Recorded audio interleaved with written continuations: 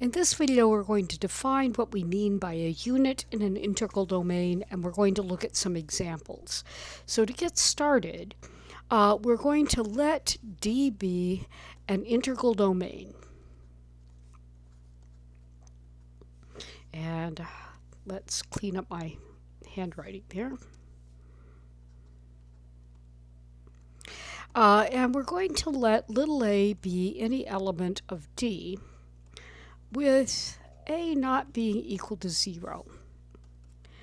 If A inverse exists inside of D, then we call a unit of D. And it's important to realize that unit simply means that we have a multiplicative inverse. The set of units in an integral domain D is denoted by the notation U sub D. So U sub D is just the set of units inside our domain D. And now that we have this notation defined, I want to look at some basic examples. Well, let's see. I want to start with the integers. The units inside the integers are going to simply be 1 and -1, because those are the only integers that have multiplicative inverses that live inside the integers. As our second example, we're going to let f be any field. Well, the set of units inside of a field is going to be everything in the field take away the 0, because everybody in a field has to have a multiplicative inverse. And it is traditional to write this set as f star.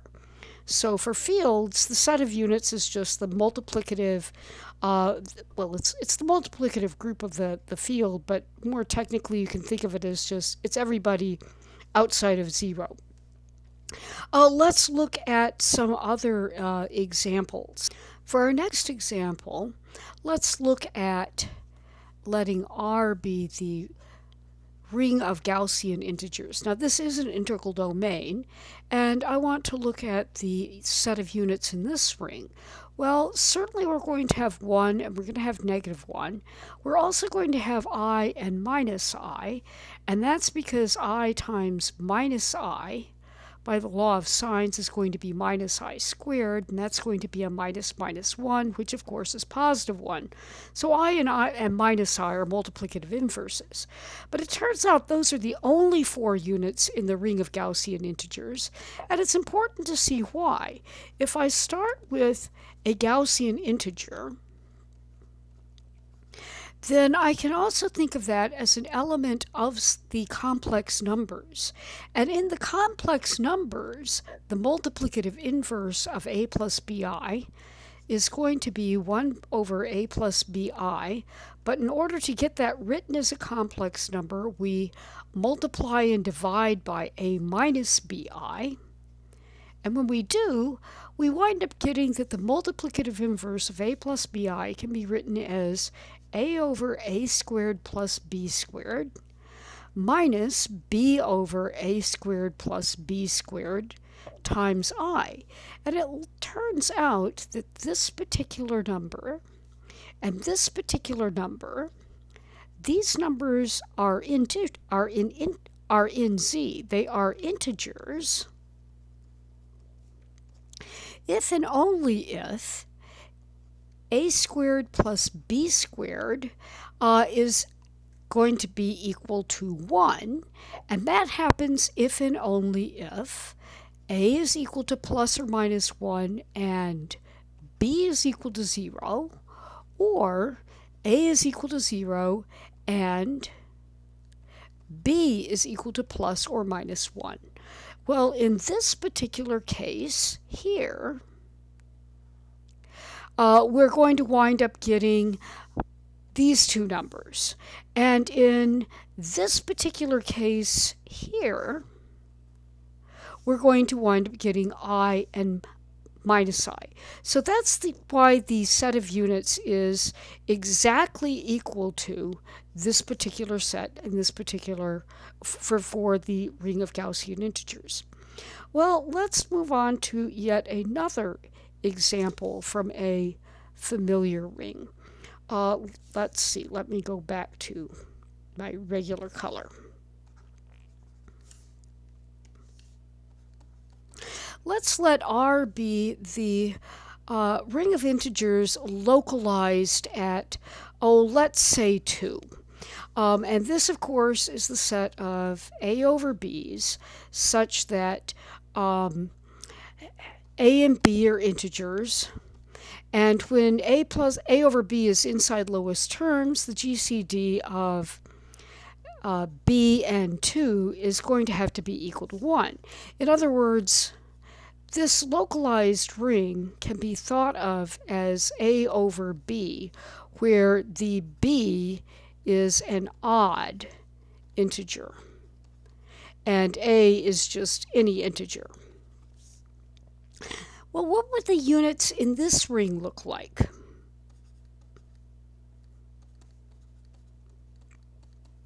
So I want to kind of think about this. Well, if I take, and I'm going to do this with some examples and then generalize. If I take a fraction that looks like, say, 3 over 5, that's clearly inside this localized ring. And the localized ring, of course, is a subring of the rational numbers. And inside Q, 3/5 has a multiplicative inverse, and that multiplicative inverse is 5/3. And of course, 5/3 also belongs to my localized ring. So we would have that this guy and this guy are multiplicative inverses.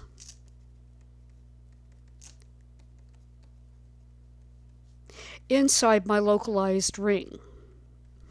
Okay, that means 3/5 and 5/3 does belong to the set of units for this particular ring. But I'm trying to generalize because I know that it's going to be more than just this. If I look at an element like, say, 8/7, that also belongs to my localized ring. But inside of Q, the multiplicative inverse of 8/7 is 7/8, and 7/8 does not belong to my localized ring, and it does not belong to my localized ring because the GCD of 8 and 2 is not equal to 1. Well, that gives me a good idea of how to find the units in this ring. What I can think of is this.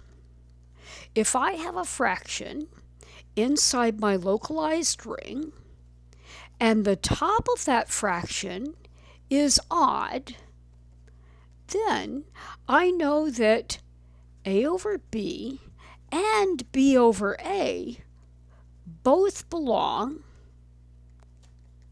to my localized ring, since the GCD of any odd number and 2 is equal to 1.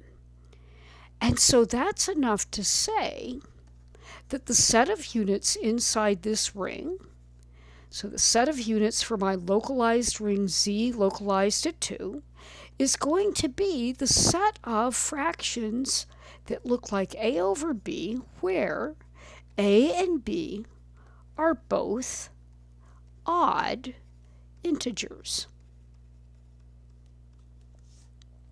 My final example is going to be to look at some polynomial rings. So first of all, we will let our ring be d of d square bracket x, where d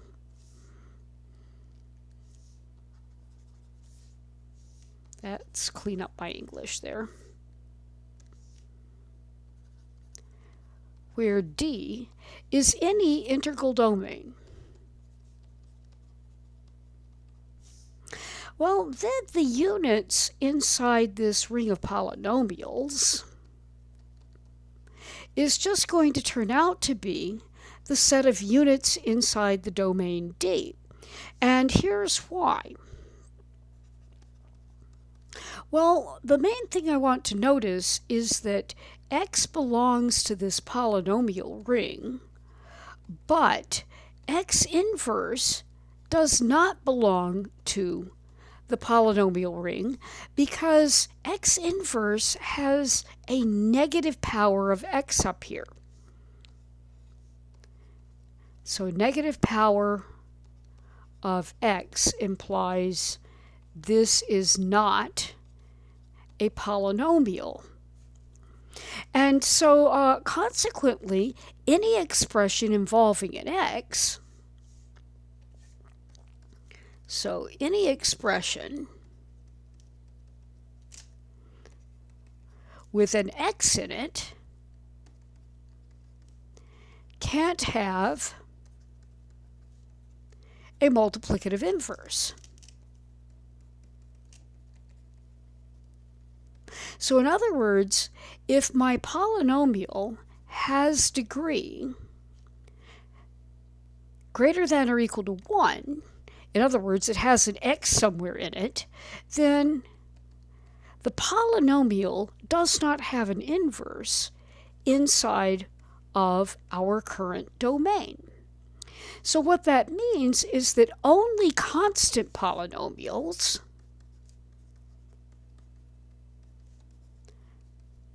might have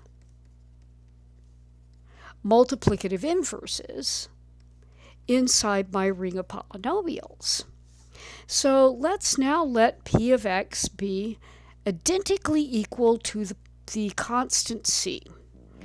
And of course, c lies inside the domain D. If c is inside the set of units for D, then C inverse will live inside D, and D is a subset of D square bracket x. So if C is inside my domain and C is a unit inside my domain, then C is also going to be a unit inside the ring of polynomials. And conversely, if C is inside my domain and C is not a unit inside the domain, then C inverse does not exist inside D. So C inverse won't exist inside of the ring of polynomials. And what this means then is that my constant polynomial is going to be a unit inside the domain D square bracket x if and only if that constant is a unit inside the domain D. And the upshot of this is that the set of units in the ring of polynomials is exactly equal to the set of units inside the domain. Well, there's one more really important consequence of this last fact. If we look at F is an actual field, then the set of units in F square bracket x is just going to be the set of units in F, and that will be F star, which is F take away the 0. In other words, the units inside F square bracket x are nothing more than the non-zero elements. Let's make my handwriting clear. The non-zero elements of the field where the coefficients are drawn from.